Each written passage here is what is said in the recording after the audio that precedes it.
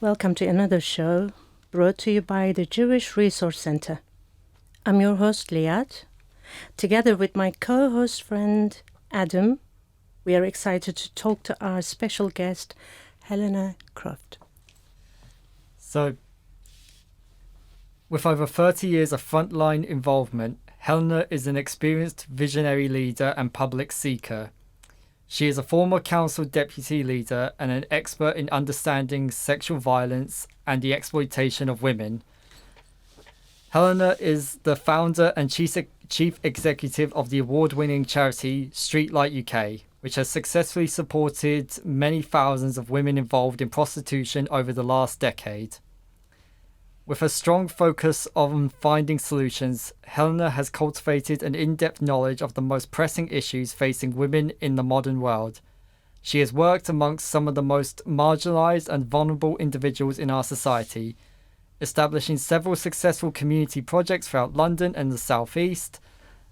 As an activist and role model for women from all walks of life, Helena is committed to shining a light on the lives of some of the most hidden amongst us, telling their stories and ensuring their voices are heard.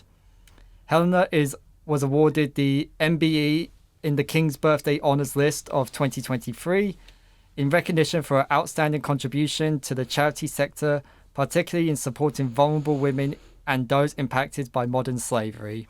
Thank you, Helena.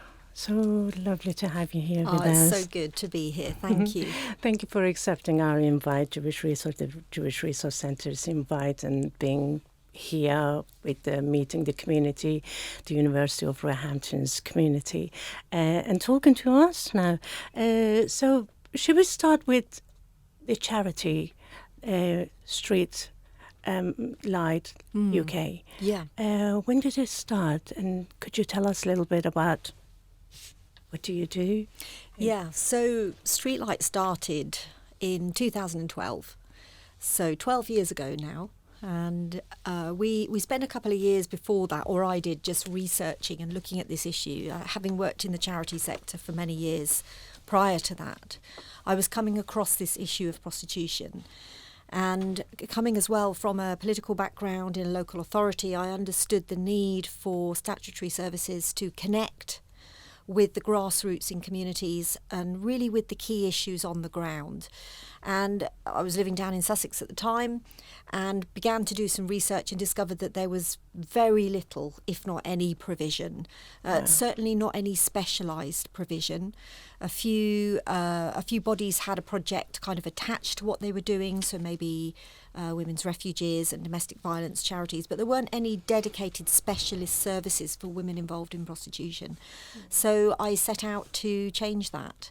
Wow. And initially spoke with many partners, from the police to local authorities to churches, community, voluntary groups, to find out what the need was, to demonstrate that need.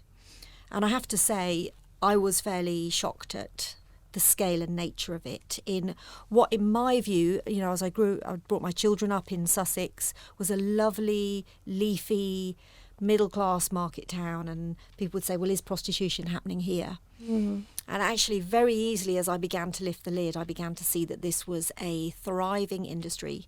Wow. Happening not just in Sussex, but in every village, in every town, in every community across the United Kingdom. Mm-hmm. And so that was quite shocking, and it really motivated me to do something about it. Wow. I mean, I read your book, and I remember the part that you say how surprised you were seeing a tiny little sign of, prostitution in your very peaceful, calm little town.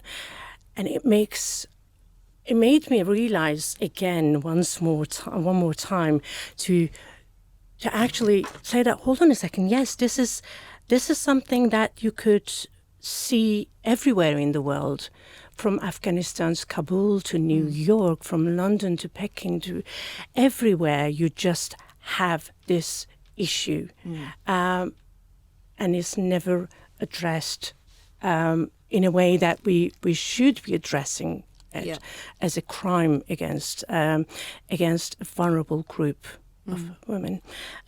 So what a great title. no little girl's dream. Is it really the oldest job, oldest profession in the world of prostitution? Well, I'm glad you've raised that, because off the back of what you've just said previously as well, I think that's part of why Streetlight exists, apart from being a frontline support service. So we're supporting many hundreds of women every year, many thousands that we're engaging with, to help them primarily exit prostitution, because 9 out of 10 of them are telling us they want to. But we're also fighting the myths. And one of the myths, which is perpetuated in our society, is that prostitution is something that we just have to accept, that it's normalised, because it's the oldest profession in the world. Mm-hmm. And of course, statements like that often are a myth, and they are something that is hidden behind, to actually dig deeper and say, well, why is that happening? As opposed, and if we know why it's happening, can we do something about that? So part of our mission is to stop the normalisation of prostitution and of sexual exploitation through prostitution, because those involved don't see it as legitimate work, the majority of them. And of course there are those that, for them, they do see it as legitimate work, and sadly, we sat in a university campus today, and I'm delighted to be here. But sadly, many of our universities have given over the microphone to a small number involved in prostitution who would come from that standpoint. Whereas the thousands of women that I've supported over the years and through our work, for them it's not a profession, it's survival. So women are engaged in prostitution because they are left with no other option. They feel that that is their only option to survive. It's what you call survival sex in your book. Exactly. Yes. So we would challenge the fact that it is a profession and legitimate work. I mean, I agree with you. That is definitely is a very dangerous way of seeing prostitution as the oldest. First of all, it does not qualify to be accepted as a job for various reasons. And also tell me one other job that the core of it is violence, is the danger to be killed, is the danger to get infected by a disease that will eventually kill you, apart from the stigma that is attached to it. So it's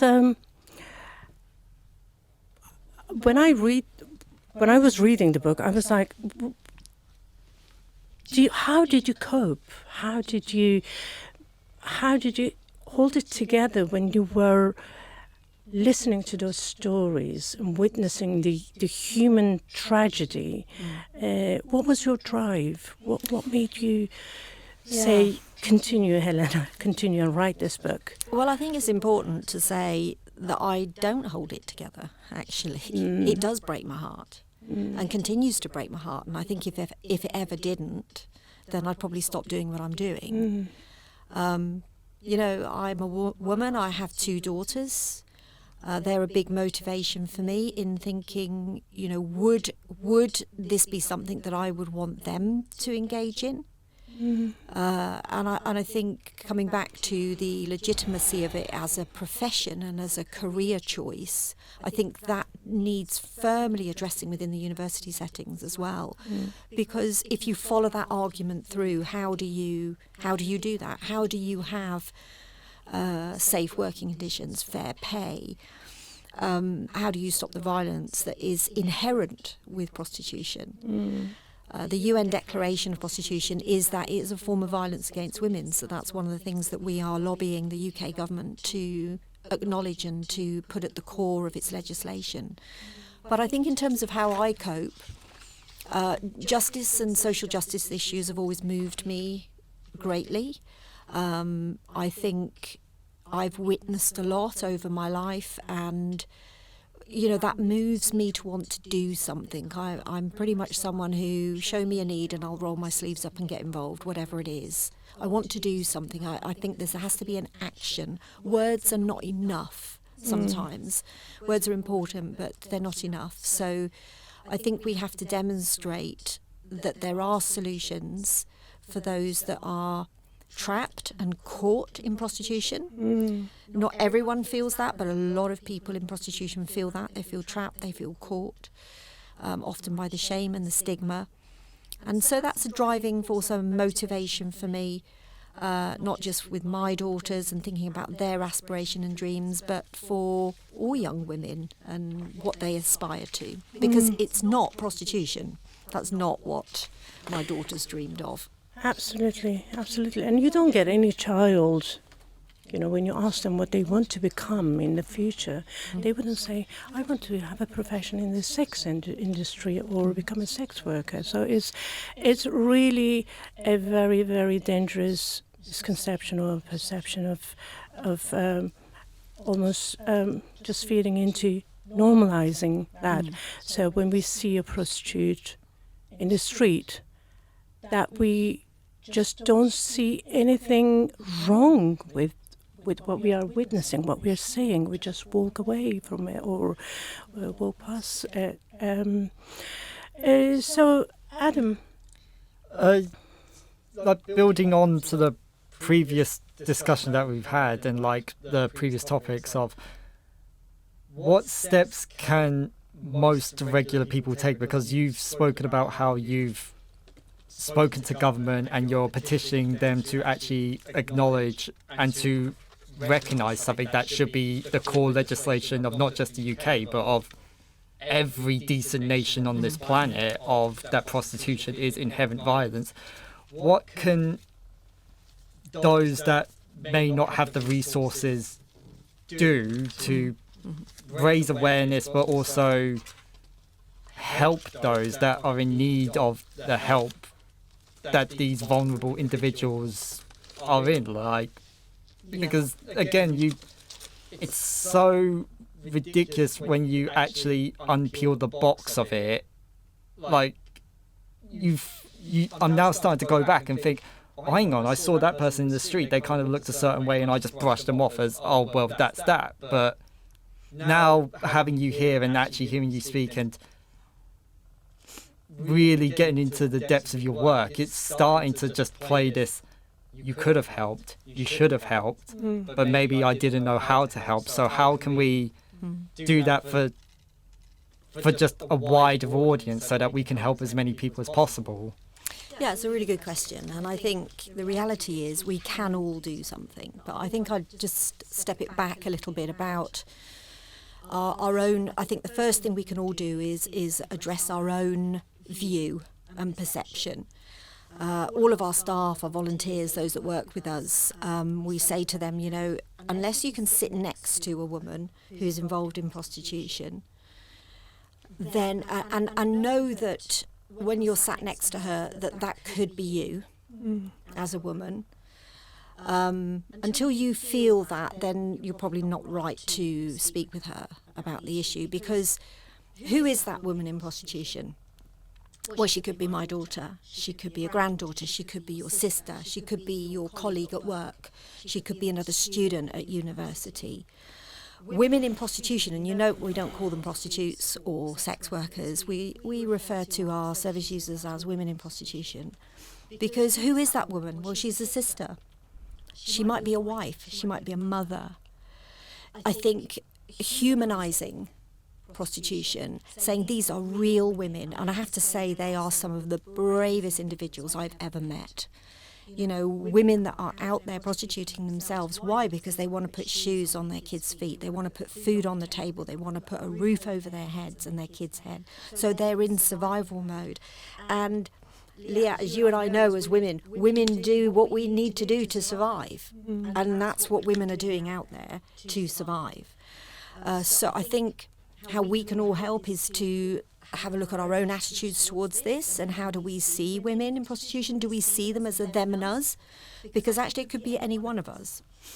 I've met women from all different backgrounds who are involved in prostitution. One particular woman we were supporting here in London last year, her marriage split up. She was a successful businesswoman, and her marriage split up. She lost her home, and she ended up homeless. So she turned to prostitution because she lost everything just because a relationship broke down, and she didn't have a support network around her. She couldn't keep the business going. She then reached out to us and heard about our support. We were able to get her back into some supported housing to get her out of prostitution, and she's now back in her own private rented flat, re-established her business, is flourishing. But it took her about 18 months of support to build up the confidence again, to have that support network around her. But for her, you would never have said that she would never have said it of herself that she would end up in prostitution. Just because a relationship broke down. Another young girl that I met, and I speak about some of these individuals in the book to give the fuller story. Another lady that I met she had been involved in prostitution for 18 years, and it came through one wrong relationship. She could have been my daughter. She was brought up in a loving home. She met someone at age 18, fell in love with them. Went to Italy. And not that particular one, that's another story, but this was in Kent, the Kent area. And this young lady ended up falling in love with the wrong person. Yes. Within 18 months, she was being prostituted out by him. And it took her 18 years to get out of that relationship. Wow. She fell in love with the wrong person. And again, another wrong, just one thing that could happen to so many people. So I think it's important not to judge, not to say that couldn't be me or that couldn't be someone that I know, but to recognise how easy it can be, especially in the current financial climate where cost of living crisis, student debts, a lot of students are turning to prostitution thinking, it's just a series of one-night stands, I can cope. And actually they're not coping because many of them turn to us for support. Mm-hmm. There are so many stories, so many real-life stories that really touches your heart. When I found certain parts really difficult to read, I had to stop and I had to reread it again because I didn't feel like I have the right to kind of turn a blind eye or just say, what, I can't read it. I want to force myself. I want to feel the pain. And your book definitely gets that empathy, that putting yourself into other people's shoes. It's just saying that it could have been me. It could have been my sister. It could have been my mother. I'd like to just read a quote from a British prostitution survivor. A place where the brutal reality of prostitution is laid bare.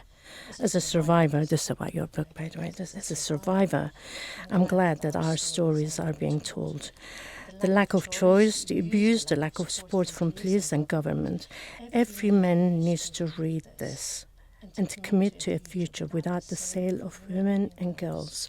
As such, it just summarizes the impact and the importance of the work that your charity is doing and the messages that your book is giving to us, to the society. So you mentioned an exit program.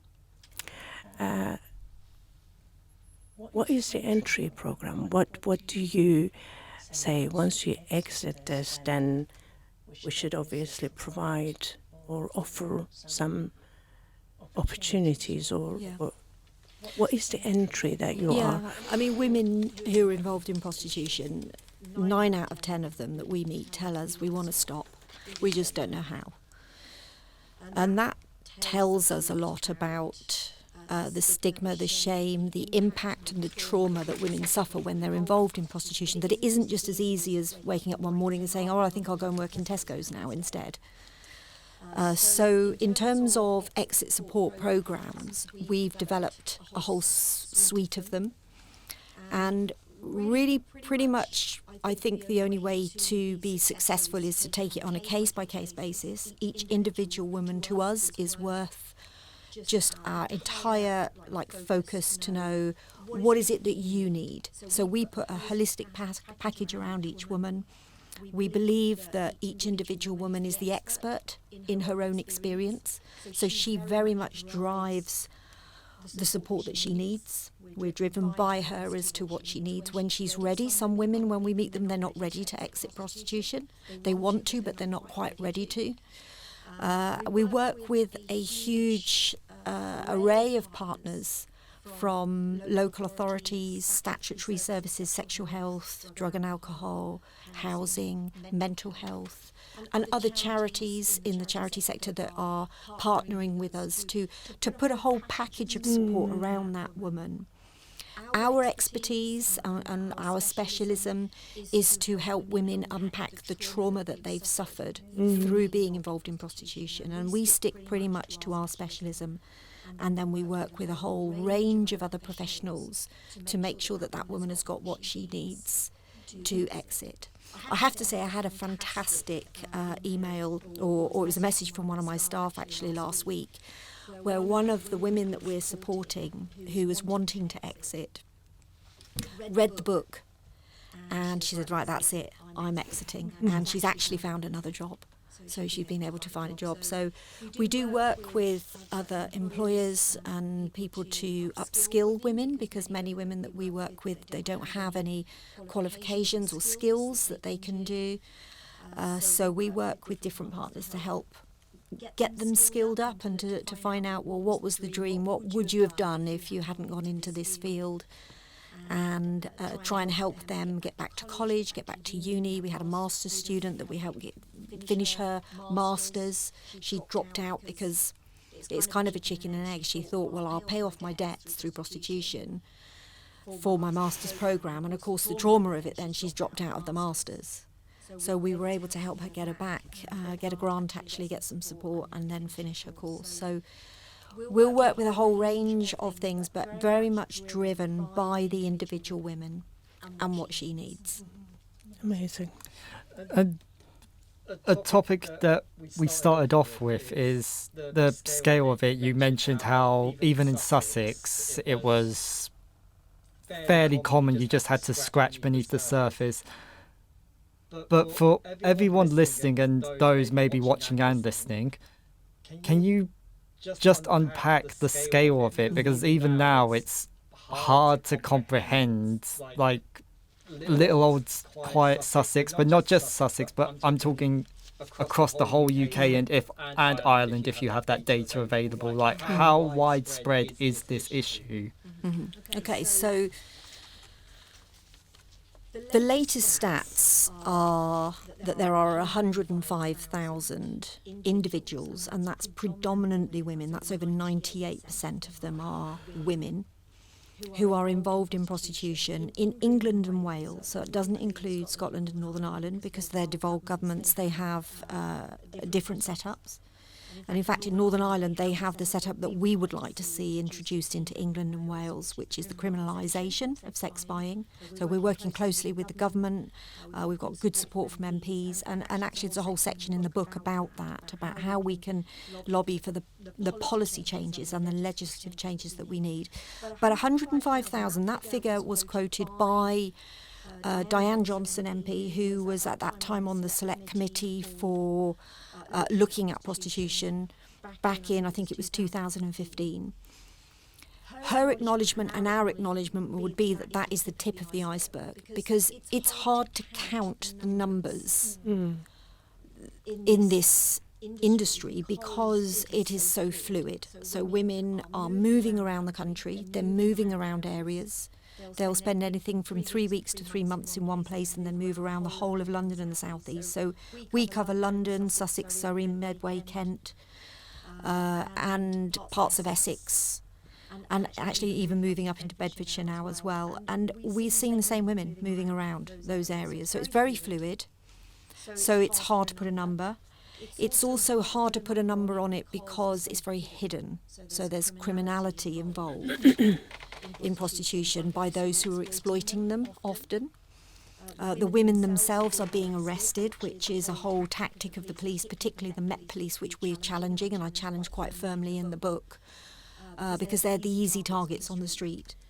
But the figures are 105,000 gives you a scale, but it's the tip of the iceberg. For us personally, last year, we've just got all our figures together and we supported over 7,000 women across that area, and over 700 of those, that was direct one-to-one support, many of them to exit prostitution.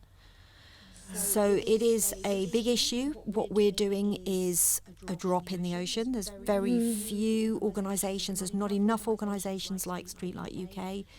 I believe every local authority should have a fully commissioned service for a specialist charity like Streetlight UK.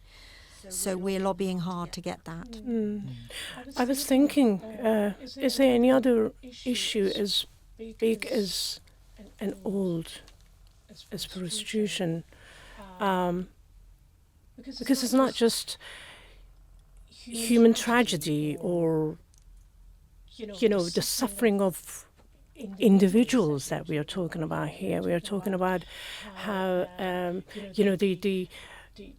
so many different things, the drugs and the trafficking and the pimping, the entire ecosystem of it, essentially. Yes, it's just massive, and you feel like if I start addressing, if I start to deal with it, where am I going to start? And what I like, Helena, what I like about your book, you identify everything. You put a finger at everything, but you also demand a solution. And you are not apologizing for demanding an end to it. And I think, after 25 years of working in this field, I think we've got some indication of what we know works and what we know doesn't work. So I think that's why we can be very confident and very firm about what the solutions are. And I think, as you rightly point out, the scale of it has exploded. And it's exploded a lot because of the social problems that we have. But also because of the growth of the internet and online, that has been a big driver of it. And I think if you look at, for instance, the drug industry, so trafficking and the use of drugs has exploded a lot along with that, because those that were selling drugs internationally have realised that you can sell a packet of cocaine once, you can sell a woman night after night after night.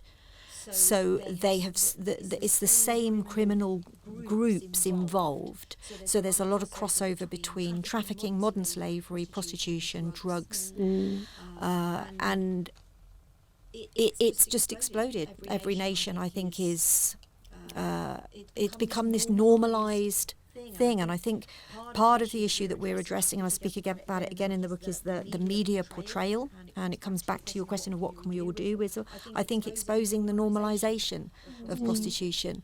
We live in a very sexualised society. And we've had students say to us, and former escorts say, I just thought, I was having lots of one-night stands, I was in debt, why not just go out and make some money from this? Which sounds reasonable. However, what she didn't realise is the impact that would have on her. Physically, getting beaten up, physically her boundaries being pushed. Wherever money is exchanged, your boundaries are going to be pushed because people have paid for that service. The emotional damage, the psychological damage, the mental damage that is done to individuals. So very quickly they find themselves trapped and feeling isolated and full of shame. Who can I speak to?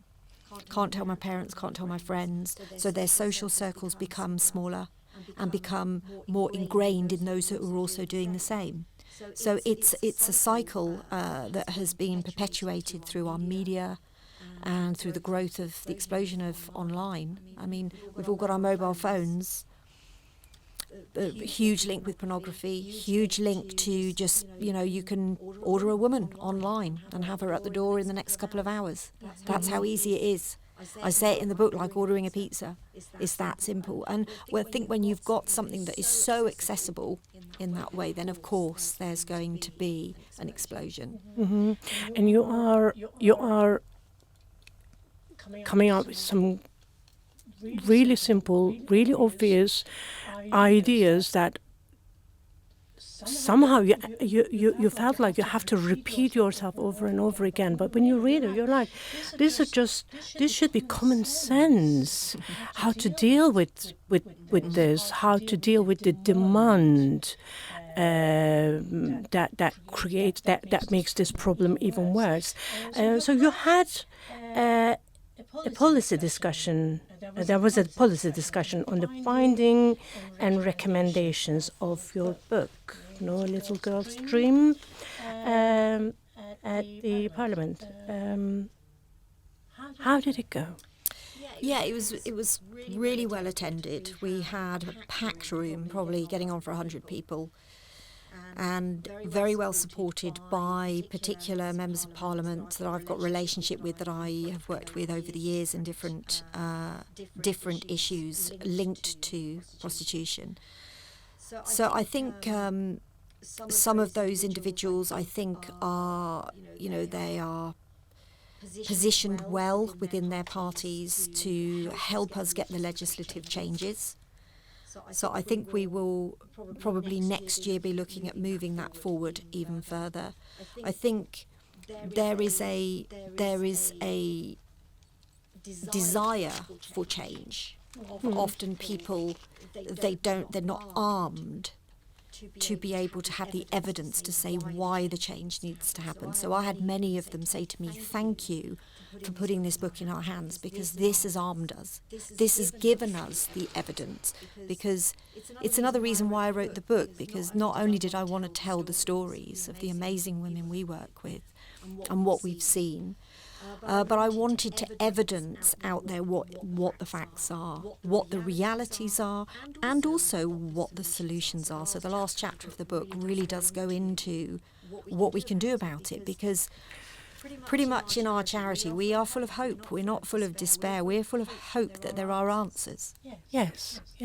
And you simplify it so well. It looks like 5 or 6 stages, and if you really have a consistent approach and determination and genuine effort, you can make a change. You give an example. You say, I've seen so many things that we never thought would be banned. Got banned. Yeah. So it's all about wanting to do it and saying that, okay, what is our roadmap? What are we going to do? And I definitely agree that this book just simplifies, summarizes the steps that needs to be taken to end this hideous crime. I think that, just to comment on that, I think the collective will is powerful. And we've seen that in recent years, haven't we, through social media and through the power of people coming together, and I think particularly students and universities. And I think with this issue of prostitution, if we have a collective will that recognises the harms of prostitution, that is prepared to really look at the root causes and the reasons why prostitution is happening, then I think particularly among young people as well, there's a strong desire to have a collective voice and to say what we're currently calling normal isn't normal. What we currently tolerate shouldn't be tolerated. A good example is, when we had COVID, the homelessness is here in London, it's a scourge on the streets. It's awful, it's heartbreaking to just see so many homeless people. And yet when COVID happened, the pandemic, suddenly within 3 weeks we had no homeless people. There was a collective will that during a global pandemic, it was the right thing to get every homeless person housed. So they were all put in Premier Lodges, travel lodges, they were put in Butlins hotels or holiday camps. So it can be done. There was a collective will. And if that can be achieved, then why can't it be continued? And of course it can be, but we need to galvanise the majority, who I believe the majority view in this issue would align with many of the things that we are saying in our charity and in the book. But it's galvanising that voice to really make a difference. I think your voice, your book, everything that you're doing is helping to redefine the term, the concept, because when you check the dictionary, the Oxford, it's like exchange of money for sex. It's not good, not bad. It's just it's okay. It's a fact. And now you remember from my university years, we used to get feminist icons come in and talking how pornography is actually liberating women. It makes you feel like, oh yeah, maybe they are right, but you just don't see the tragedy or the reasons why that industry exists and who is being empowered by it. Yeah. So I suppose what I am trying to say is that this book will hopefully be the start of a much bigger discussion around what prostitution is, and let's redefine it. It's not sex work, it's not liberation, it's not empowerment, it's legalized rape, and you put a blind eye to it and it happens. Adam, got any? I wanted to circle back to what you were saying about COVID. Again, there was this public will for a brief bit of time to do a whole host of things, clear homeless off the streets, change the way we lived our lives, and then that public support sort of fell off. But in relation to this topic, a lot of people would have experienced the pandemic in a horrible way, but did the pandemic play into the explosion of prostitution, the cases you were coming across? And obviously for the listeners, this will be, we won't go into full details, but is there any kind of cases you can just sort of cite to be, just to give us an example of this? Sure. And COVID was horrendous for us all, and we were all impacted by it globally. But I would say for our service users, it was horrific. It was really horrific. We had suicide attempts within the first few days, 4 suicide attempts. We had a murder, and we had 2 attempted murders within the first 3 months of the lockdowns. Those first 3 weeks of the lockdown were very, very difficult.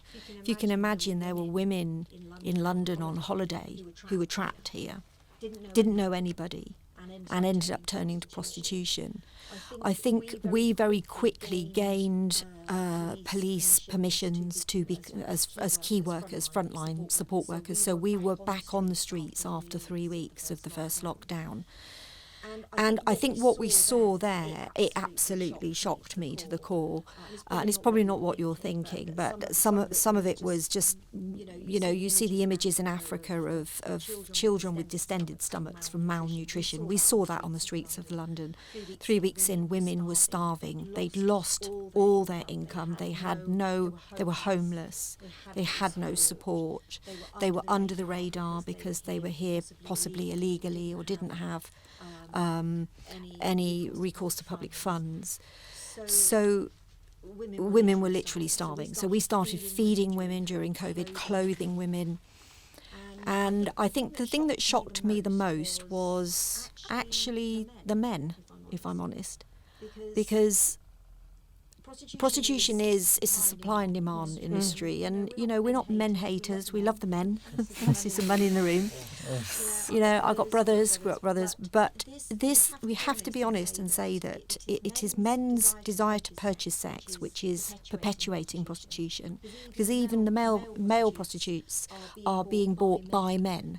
So it is men that buy sex, it's not women. And during COVID, we expected to see the women out because they were starving. But what I didn't expect was to see the streets of London full of men 3 weeks after the lockdown, putting not only themselves at risk, but putting the women at risk, putting their families at risk. Trying to purchase sex. And trying to purchase sex. And the women were there because they were starving. You're not going to die if you don't have sex. True. But the streets were full of men, and that was quite shocking for us, for our team. We were able to somehow just come up with solutions to triple our outcomes. We actually got acknowledged in 2021 by the Queen. We won an award. We were one of only 34 charities out of tens of thousands of charities in the UK to win a special award from the Queen because of our response to COVID. But yeah, it was a shocking time. And I think COVID and any sort of national crisis, the cost of living being another one, is always the most vulnerable among us that suffer the most. And that's often women and children, sadly, in our communities. I mean, and I just want to build into this, like, it's often the most vulnerable, but then it's often perpetuated by norms. As Liat was saying earlier, you'd have these campaigns that go onto university campuses that would be kind of pushed into academia of quote unquote sex work is liberation, but it never truly unleashes it never truly lets you into the full scale. And I have to kind of tie it into a bit of an outside subject a tiny bit, like, because I've seen acts of barbarity be normalized or justified for the most heinous and the most illogical of reasons. Like, we can't escape the news. There is the conflict in the Middle East, and that's kind of why I'm wearing the shirt. Like, there were countless women abused and horrifically tortured, a bit like these prostitutes are, horrifically brutalized. But then society just sort of seems to palm it away, Oh well, they will find another excuse of, oh well, they had it coming, so to speak, or oh well, they're poor, it's their choice to be poor. What's the best way to fight these stigmas and to, because that seems to almost be the core, like, not just as like speaking as a man and for what other men can do, but like just in terms of tackling these issues, circling to your point of it starts with a societal one. How do we change these attitudes, and where do we see like some of these negative perceptions or these really harmful and misleading perceptions coming from, and what's the best way to say, enough? Like, we need to. Well, it's lovely to hear this passion from men. Yes, I'm really glad that you've raised that issue, and I'll just briefly comment on it, because I think there's only one thing we can do, and that is speak out. And I think the silence has been deafening from some of the women's organisations internationally about what happened to the Nova Festival and the rape, the violence. We have to speak out about that. We can't stay silent.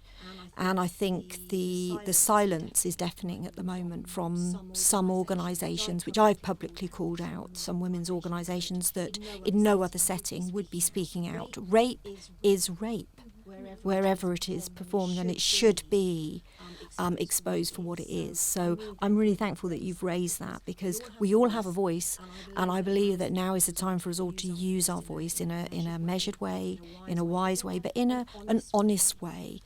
And I think, politics aside, women's issues should not be minimised in any setting, and that goes on both sides of the conflict in the Middle East.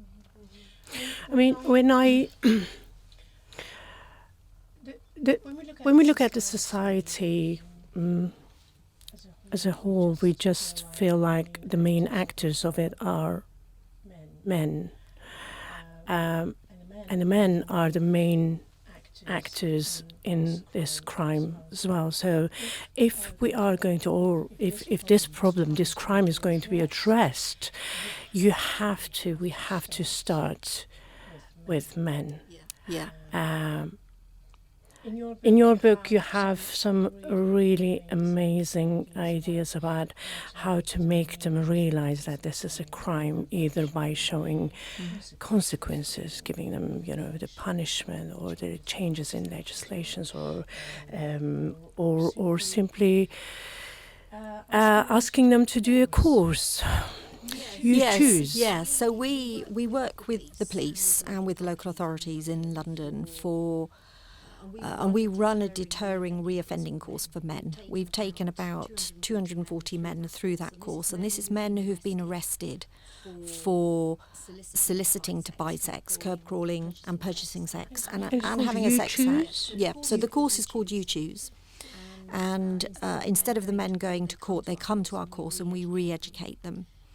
And I have to say it's been very educational for myself, having worked on the other side just supporting women for many years. Initially I found myself just very angry with the men, but actually the more and more I've met the men involved in buying sex, I've come to a realisation that it's a part of a much bigger problem that we have in our society, where certain groups of men, there is an acceptability. 8 out of 10 men's first purchase of sex, for those who buy sex, is with a male family member or friend. So there's a culture of acceptability among some groups. Many men have told us that they want to be part of the solution now. They saw that they were part of the problem. And really, we take them through 4 hours of quite hard-hitting facts and help them to understand who that woman was that they sought to purchase sex from on that night. How did she get there? Who is she really? And looking at the consequences of their choices that night, which for some of the men are devastating. We've had men, they've lost everything by that one moment of gratification. So I think the solutions of educating men is really powerful, and we've had some incredible results. We have a 95% success rate in deterring reoffending, and in one London borough we've got a 100% success rate. Wow! So they never No, and the men themselves tell us, why would I go out and do this again? When we talk through the sexual health issues, what will happen if they... So you take the scenario, you've just had sex with a woman on street, you might be number 4 out of 8 men she's going to see that night. You're number 4, number 5 murders her. So the police now, your DNA is all over that woman. They're not going to come politely and phone you up and say, when can I come and see you, Mr. Whatever. You're now a murder suspect. So the consequences can be huge in men's lives, and they obviously don't realise that. But I think what we see in the turnaround in men is incredible, that there's a very quick turnaround in men realising once they're educated, they're made aware, and they become advocates to talk to their sons, their nephews, their colleagues, their workmates about why we should not be buying and selling women. What is the law in the UK in terms of dealing with prostitution? Prostitution itself between 2 consenting adults in a private, non-public place is legal. What is not legal is many things associated around prostitution. So soliciting, for instance, in a public place, curb crawling, so having sex in an open public place is illegal. Also, running a brothel is illegal as well. So a brothel is deemed to be more than one woman working in a same address. So business-like setting. Business-like, yeah, and that being managed, that is an illegal offence. I think many men don't realise that even if they are purchasing sex in a legal way, so say an ad online and they go to a hotel room or they go to a private place and it's between 2 consenting adults, what if that woman has been trafficked? What if that woman is not She might say she's consenting, but she's being coerced and controlled. The law in this land, you could go to jail for that even if you didn't know. And most men are not aware of that, that if that woman has been trafficked or coerced in any way, then legally the responsibility sits with you. So I think we need to educate men around the law and the risk and the situation that they're putting themselves in. Although men don't go to court when they come on our course, they do get a caution, and it will show up on their DBS. So if they work for TfL or TfL particularly, because we get quite a lot of taxi drivers on the course, they have a zero policy, over this, zero tolerance policy, so they'll lose their job. And you said most men don't even know the consequences. They have no idea. And why is it so difficult to pass this information to men at a young age before they even become part of this that as buyers, as the demand igniters? Just saying that I have a boy, my son, 11-year-old. When I finished the book, actually, the first feeling that I had was like, even if I can't do anything, this book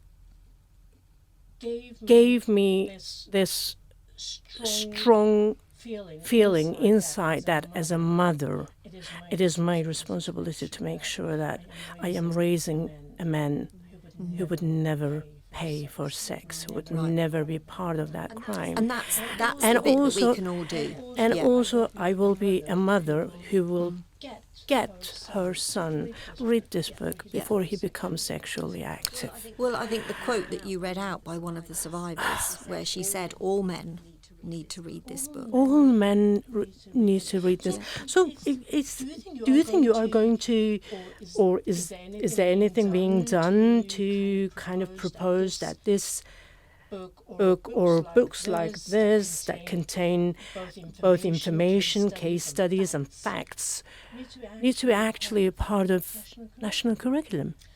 Because there's sex education, and I don't think prostitution is being covered. No, and it won't be currently because of the things we've spoken about previously, about the culture of normalisation and It's tolerance a choice, isn't and it? acceptability. Prostitution is seen as a choice, whereas sex trafficking is seen as coercion and control. And I very much challenge the concept of choice and consent within the book, because if your choice is, are my kids going to eat tonight, or am I going to go out and prostitute myself? That's not a choice. Basic needs, it's survival for many women to meet their basic needs. So I think we have to tackle the normalisation. That's a wider issue. I think we have to tackle that at a national scale. So it needs to be inbuilt into our education system. It needs to be inbuilt into our local government provision to support those that are impacted by prostitution. So I think there are many solutions that we can do, but we need that collective will. And I think education is key, and in part is why I'm really enjoying being here at Roehampton today at the university, because I think the students listening and those staff listening, it's really important. You are key players in changing the narrative in the UK about this issue. Mm-hmm. And like I said, being here at Roehampton, at the University of Roehampton, and knowing that some of our listeners could be at risk of becoming victims of this industry, or some of them have the potential to drive the change in the future.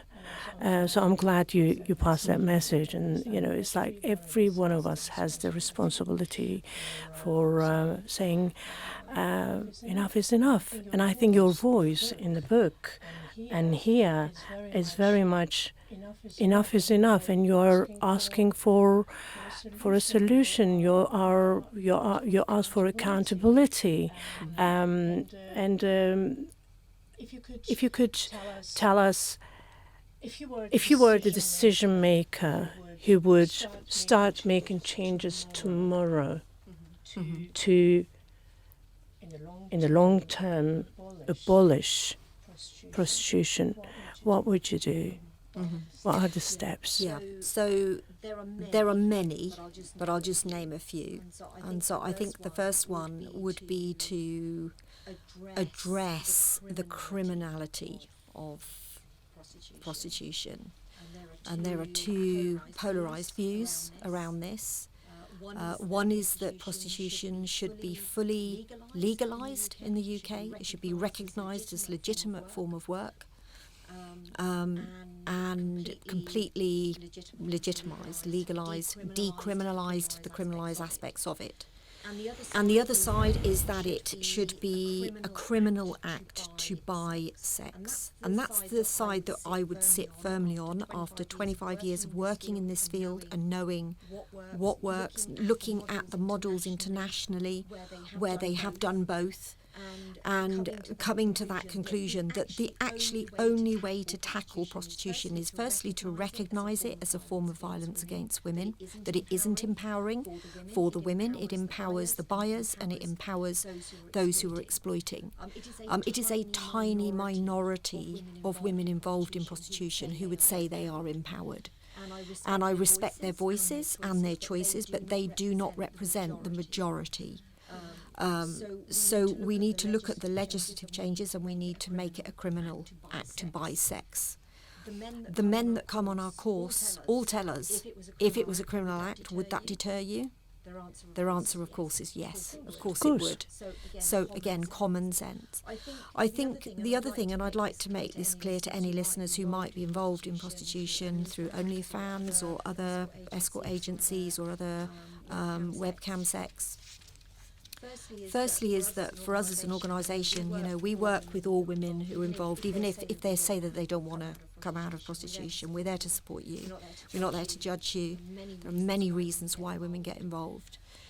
But I think we also need to look at the support that individual women need. So I think local authorities need to be resourced, particularly within their violence against women and girls settings, which most local authorities will have commissioned services.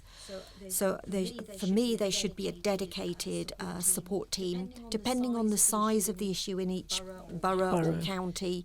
There should be a dedicated team within the local authorities to bring the support to those who are currently involved in prostitution, who don't know how to get out, don't know how to stop, don't feel they are ready to stop because of their personal circumstances. And then, as I say, there's many more things that I could say, but I think the police approach needs to change. I've spoken quite a bit about this in London because the National Chief Police Guidance last year gives recommendations which they're guidelines, and guidelines are fairly useless if people don't put them into practice. And there's such an inconsistency in the police, particularly in the Met Police across London, that every borough has a different way, a different approach, and those approaches change over time. And so I think we need a consistent approach across the policing of this nationally, and particularly for the policing of the online abuses that are going on. And then I think education. We need to educate. We need to educate our young people, our universities, our schools, in an appropriate way, an age-appropriate education.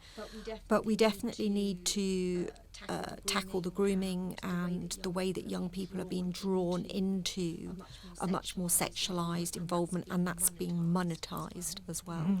Absolutely.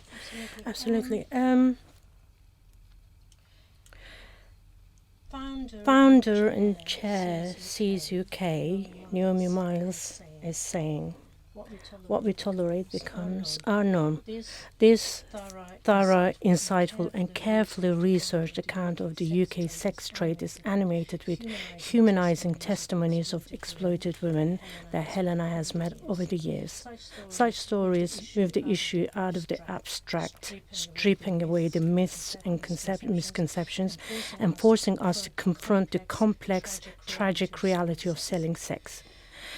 They were never shying away from the hard-hitting facts. This book is full of hope in the possibility of change, highlighting Streetlight UK's broad, courageous and compassionate interventions. And we are invited to not just imagine, but to help build a new normal, a better world in which no one is brought and sold for sex. Helena, it's been a great pleasure. It's been a great pleasure, and it's been one of the best reading in the recent years for me, your book. I studied it. You can see my notes, and I will reread it, and I will make sure that my son reads it, and I will recommend it to any mother, any daughter that I think should become part of the change that you are bravely putting out there, putting on the table, and demanding. Thank you. My pleasure.